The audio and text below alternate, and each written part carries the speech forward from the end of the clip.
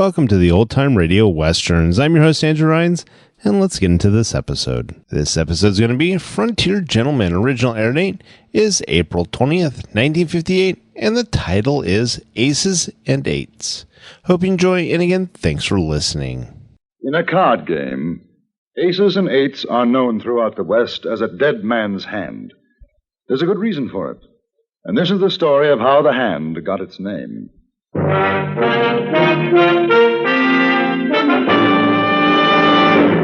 Frontier Gentlemen.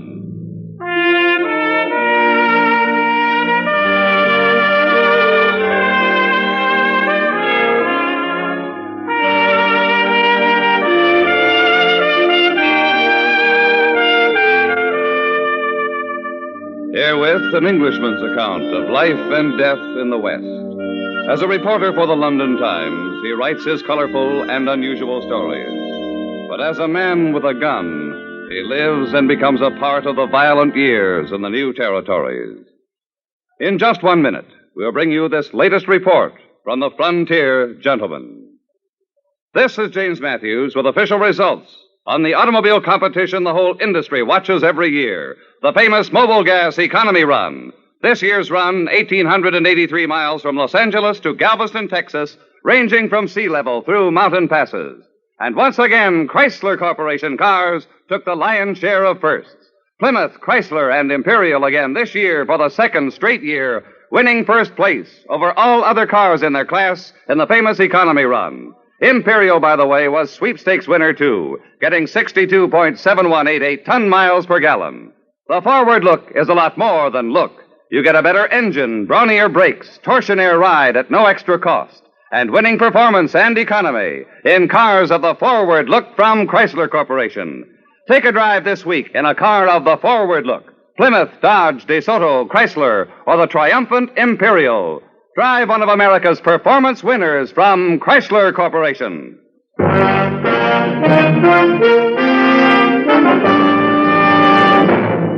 Now starring John Dehner. This is the story of J.B. Kendall, Frontier Gentleman.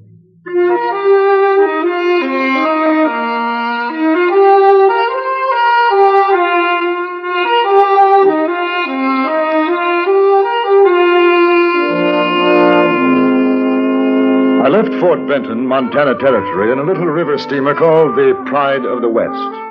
The journey downstream on the Missouri was a good deal faster than that which I had made coming up from St. Louis just a few months earlier.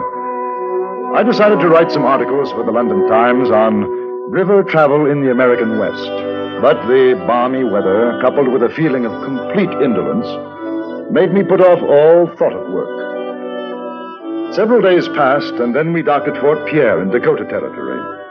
I went ashore to purchase a new pair of boots. And it was in the store of an outfitter named Judd Scott that I first heard the name of Deadwood. Well, the left one might be a bit tight.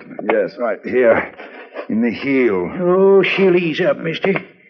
Of course, I don't do much trade in ready-mades. If you had more time, I'd make you a real fine pair. Finest in Dakota Territory. Here, let me take it off. Try working out. So you're a newspaper correspondent, huh? We've had 'em come through, but none from England. Must be pretty interesting, your line of work. Yes, it is. Quite. Too bad you ain't staying around these parts. Your folks back home would get a pleasure out of reading about things we got around here. You mean in Fort Pierre? Well, there ain't too much going on here. I guess you could write about Jack McCall, though. Try it on now. It should be better. Jack McCall, huh? He used to drive a stage between here and Deadwood. Got some tall yarns to spin about Indians and the like. Go ahead. Take a walk now. Yes, I'd like to meet him. He's back in Deadwood now. How's that? That better? Yes, fine. Where is Deadwood? You mean you ain't heard of it? Worst bunch of cutthroats and outlaws living in all the territories and the United States is in Deadwood. They even got Wild Bill Hickok out there. I hear tell there's folks wanting to put him up for marshal. Hickok? Yes, I've heard of him. Yeah, it won't take Wild Bill long to clean up, I can tell you. Deadwood, huh? Oh, you taking the boots? I'm taking them.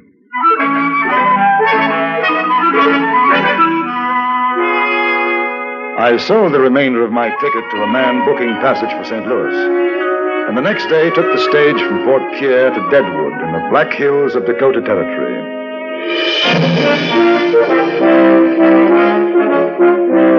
At the stagecoach station in Deadwood, I inquired after Jack McCall and was directed to Carl Mann's saloon. Even though it was Sunday, I was surprised to see that the place was practically empty. A hatchet-faced woman dressed in black was drinking alone at the bar, and I found McCall, a broken-nosed, sullen-looking man, sitting at a table playing a game of solitaire. Yeah, it's me. Who's asking to know? J.B. Kendall. What's your business, J.B. Kendall? Well, a gentleman in Fort Pierre mentioned your name. He runs the general store. Judd Scott? Yes, that's right. How come you want to talk with me? Well, as a matter of fact, I'm a newspaper correspondent, and I thought there might be a story to write about Deadwood, and your friend suggested that I get in touch with you. What kind of story are you thinking about? I understand that Wild Bill Hickok is in town. Do you know him? Why don't you ask her? Hmm? Or at the bar. Calamity Jane. Figures she knows him better than most. Oh, well, thank you, I will. Perhaps I can buy you a drink after? Suit yourself. I ain't going nowhere.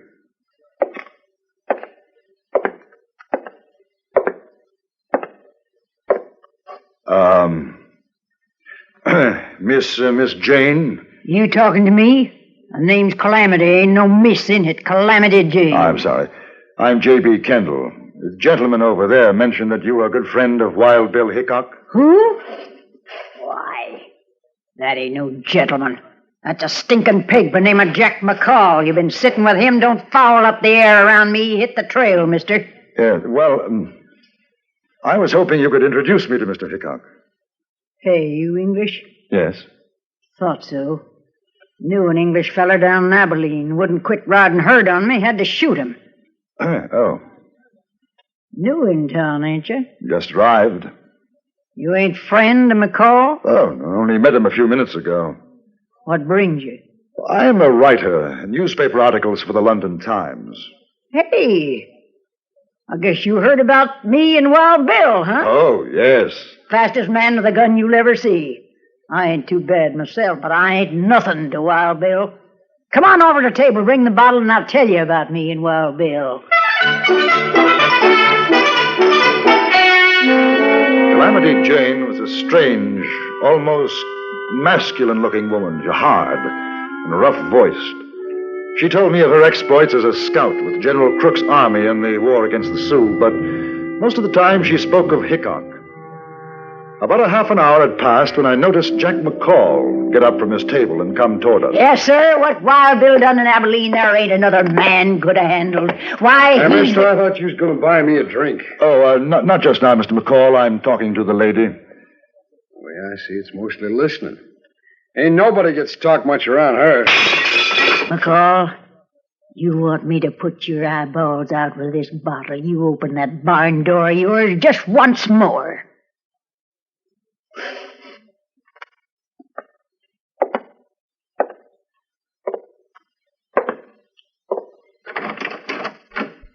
Kendall, you come on down to Boot Hill Saloon when you're through. I'll tell you the truth about that female polecat there in a windy train. One of these days, me or Wild Bill's gonna pump that coyote full of lead. Except he ain't worth wasting a ball on. And all I know about him is that he used to drive the stage between here and Fort Pierre. Yeah, lost that job because he couldn't hold his liquor. Used to be a buffalo hunter till the feller he worked for caught him stealing hides. He ain't no good, that one, and his pals is worse. You ever run into Tim Brady or Johnny Varnes, you watch your step, mister. Them's two of the boys, along with McCall, that Wild Bill's going to run out of this town when he gets to be marshal. Where is Wild Bill now? He's up in the hills working on his claim. Him and his partner, Colorado Charlie. They ought to be back by tomorrow. He'd like to meet you, mister. Wild Bill always had a liking for you newspaper fellers. Well, what's your hurry? Sit down. We'll split another bottle. Thank you, but now I think I'd better get settled. Wash some of this Dakota dust off. What a dude. All right, go on up the hotel. Tell him Calamity Jane sent you, and if they don't give you the best room, I'll shoot up the place. The recommendation was most effective. I got the best room in the hotel. 2 hours later, in spite of Calamity Jane's warning, I wandered down to the Boot Hill Saloon. I was curious about McCall and what he might have to say about Calamity and Wild Bill Hickok. I found him there, very drunk. He was talking to a heavy-set man who was chewing on an unlit cigar. McCall greeted me as an old friend. Hey, what do you say, Kendall? You had enough of that female windbag, huh? Hey, Tim, this is the fellow I was telling you about. Kendall's his name. Kendall. Hi. How are you? Tim Brady. I owe Mr. McCall a drink. I came down to settle my Oh, debt. that's real fine of you, Kendall. Oh, Jim Kendall's come to Deadwood to write a story about Wild Bill Hickok, the new marshal of Deadwood. Go get yourself a drink, McCall. Sure, Tim. Take a chair, Kendall. Marshal of Deadwood. I wouldn't pay no heed to what McCall says. Not when he gets too much whiskey in him. Did he say something? About Hickok being marshal. Well, it's not particularly news. I heard that in Fort Pierre 5 days ago. Well, don't you believe it? Oh? Fellers around here, they don't want his kind. You go writing in your paper a thing like that, you're going to have to turn right around and write that it ain't true. He's not going to get the job? No. I tell you, he does a lot of ear greasing, like that crow-bait mare, Calamity Jane. But all them things you hear is just a lot of brag. Hickok never plugged a man unless the feller's back was turned. I was down to Abilene when he dry gulched Will Cole. This is the worst thing you ever seen. Shot him in the back. Then by mistake he goes and kills his own pal, Mike Williams. No, sir. Deadwood ain't gonna put up a man like that for marshal. You think so? Oh, I don't know. I suppose it depends on how many want him. Oh, well, there's a lot of them miners up to the hill. They're the ones. Figure he's a real big man. Heard all them crazy stories about him. You want to know what I think? I'd be very interested. I don't think he'd last 2 minutes as marshal before somebody shot the daylights out of him. Yes, your best thing for Hickok to do is get out of Deadwood and stay out. You see him, you tell him that.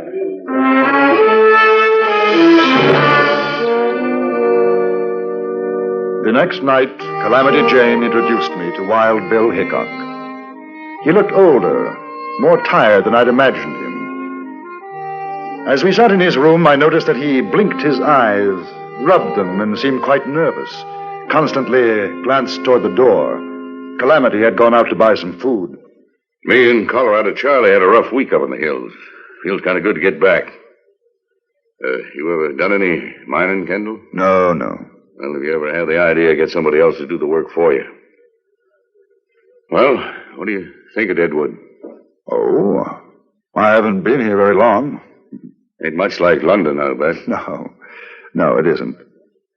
Well, do a little cleaning up like I did in Hayes City and Abilene. We'll have a right nice little town. When do you expect to begin as marshal? Any day now, the boys are getting things moving. I saw a man yesterday, Tim Brady. Brady? And he asked me to give you a message. Huh? The best thing for Hickok to do is to get out of Deadwood and stay out. Well, that's what he said, huh? Yes. You know why? They're afraid of me. They know what's going to happen after I get sworn in. I run them out, and if they don't run, we have a showdown. Brady and his pal Varnes ain't got stomach for that. I gather they're the somewhat unsavory element in Deadwood, is that so? Mister, you ain't just milking pigeons. Why, them miners up in the hills would be dead ducks for Brady and his gang if it weren't for me. This is the worst mining camp in the territory. Ain't been no law here since it started, and Brady don't want none. That's how come the miners want me for marshal. Protection. Well, I'm surprised he hasn't tried to get rid of you before this. That jayhawker knows what had happened to him in a shoot-up. He ain't likely to try nothing. A fellow like that gets somebody else to do his dirty work. Oh, it's only me, Bill. Put away the gun. I told you, Charlie, you ought to knock. Keep forgetting. This is J.B. Kendall. He's going to write a story about me for an English paper. Yeah, I run into Calamity down to Carl's place, and she told me. Nice to meet you, Kendall. And you, sir. My old pal, Charlie Utter. Colorado Charlie's good enough. Kendall's been talking to Brady. Oh, that's so. Rest your saddle, Bill. You make me tired standing. Brady said I ought to get out of town. Oh, he'd like that fine. Yeah, he'd like that. Well, I guess I'll go and wash up before Calamity gets back. You staying around, Charlie? Yeah, I thought maybe we'd go down to Carl's later and play some cards. All right. I'll be right back. Sure.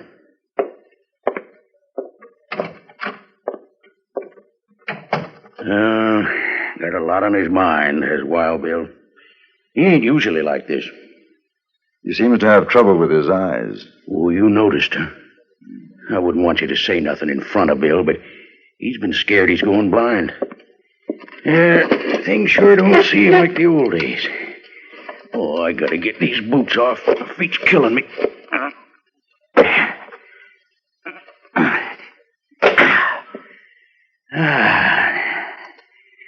How old is he? Wild Bill? Let me see. 39. Of course, to hear him talk, you'd think he's closer to 60. I sure do fret over him sometime. Always talking about dying, this and that. Ain't like the old days. He sure was a rip snorter. Oh, well, maybe when he gets to be marshal again, everything will be like it always was. Calamity Jane came in with the food, and behind her, Bill Hickok. It was a strange supper. Both Colorado Charlie and Calamity kept up a stream of conversation, anecdotes singing the praise of Hickok's past accomplishments, but the atmosphere was strained. The man with the long hair didn't say very much. Afterwards, Charlie Utter invited me to accompany them to the saloon. I noticed that Hickok was reluctant. Possibly he had a feeling, a warning of what was to come. It was 8 o'clock when we arrived at Carl Mann's saloon and sat down at the card table. Charlie, change seats with me. I ain't sitting with my back to the door. Wild Bill, you're getting worse than an old woman. Well, maybe so, but that's the way it is. I like to see what's coming in. Well, here. Yeah, take my place if you like. No, sir. All he wants is a catbird seat. That's how come he's always winning. You ain't moving, Bill. You got the right idea, Charlie. Wild Bill, you got your seat, and that's the way it's going to be. Carl, bring us a bottle of whiskey and a deck of cards. Marshal Hickok's going to be the big loser tonight. After a few minutes, we were joined by a miner, and the 5 of us played. It was a friendly game, and we could see Hickok beginning to relax. He was a good player, and held more than his share of winning hands. But while the game went on, there was something happening down the street in the Boot Hill Saloon. We didn't know it then, but after it was too late, we heard what had taken place. 3 men sat in a back room, one of them drinking heavily. This was Jack McCall. The other 2 were Tim Brady and Johnny Varnes, the leaders of the Toughs in Deadwood. Well, I'm telling you, Jack, you'll be a big man. Why, they'll look at you when you walk down the street. They'll say, there goes Jack McCall. He killed Wild Bill Hickok. You hear what Johnny says? Yeah, I hear. Give me another drink, Jack. Well, sure.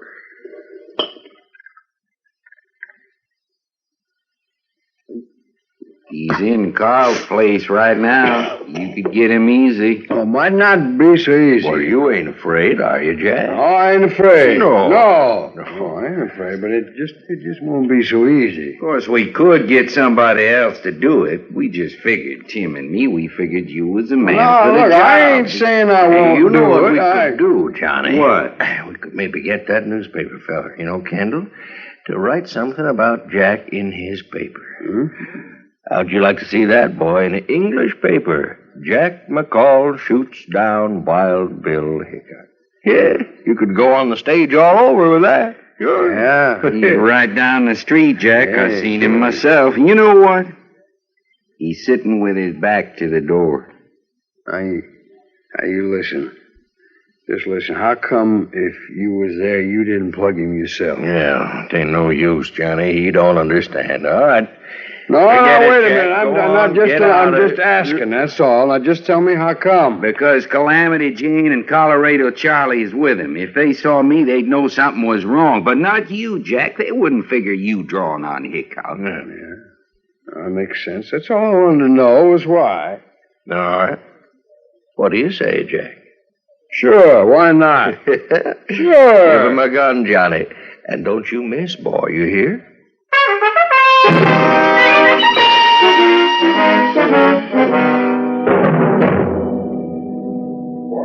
Look at there. 3 kings. He's beat you, Wild Bill. I mean, son of a gun if he hasn't. I had you pegged for no more than 2 pair. Kendall ain't the best player I've seen, but he's sure a lucky one. Deal him out, Calamity. All right. The old feller once in Hayes City drew 2 cards to a royal. Luckiest thing I ever seen. That's a loco thing for a man to do. Sure was. Took one look at his hand and keeled over plumb dead. You know, I had a hand something like that. I won a Chinese girl with it a few weeks ago in Deer Lodge. Chinese? I did. No kidding. Sure. What did you do with her? Well, I gave her to a man I knew. He married her. Open for $1. Wait. Yes, I'm staying.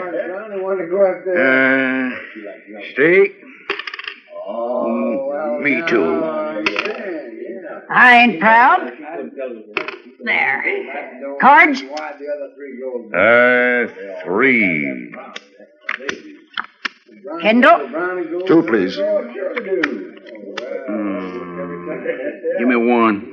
Here's a man's gonna drop dead if he pulls it right. How's about you, Charlie? 2. Dehner takes 3. Honest woman. That's one thing I ain't or never hope to be. Your bet, Wild Bill. Well, I'll tell you, friend, I'm going to make this rough on you. $2. All right. I call. Not me. And I ain't dropping dead, neither. Well, I'll see you. I'm a sucker. All right. What do you got, Wild Bill? Prettiest 2 pair you ever seen. Aces and 8s.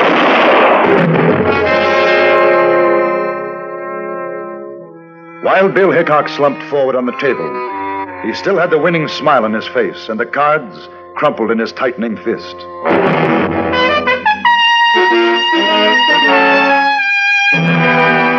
It was Calamity Jane who found Jack McCall. He was hiding in a butcher shop nearby. Colorado Charlie and I dragged him away before she had a chance to use the meat cleaver she was holding. We found 6 cartridges in McCall's gun. The only one to fire was the first, the one that killed Hickok. The other 5 were defective. Before I left Deadwood, McCall was tried for murder. But Brady and Barnes must have chosen the jury themselves, because the final verdict was not guilty.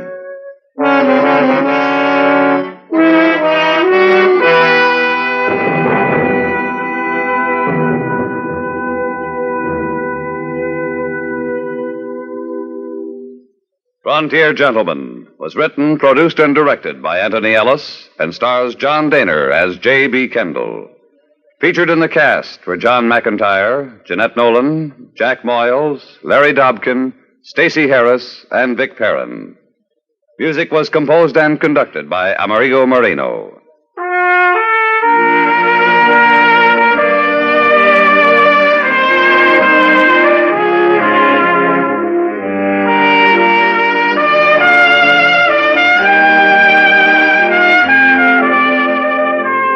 Join us again next week for another report from the Frontier Gentlemen. James Matthews speaking. This is the CBS Radio Network.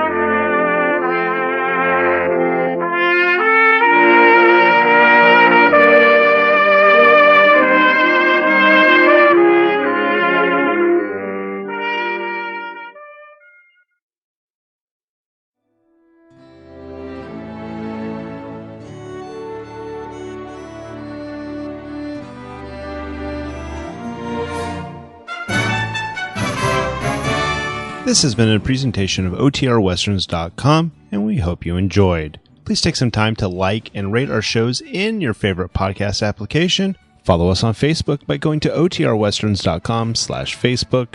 Join in the conversation by going to OTRWesterns.com/Discord. And don't forget to send us an email, podcast@OTRWesterns.com.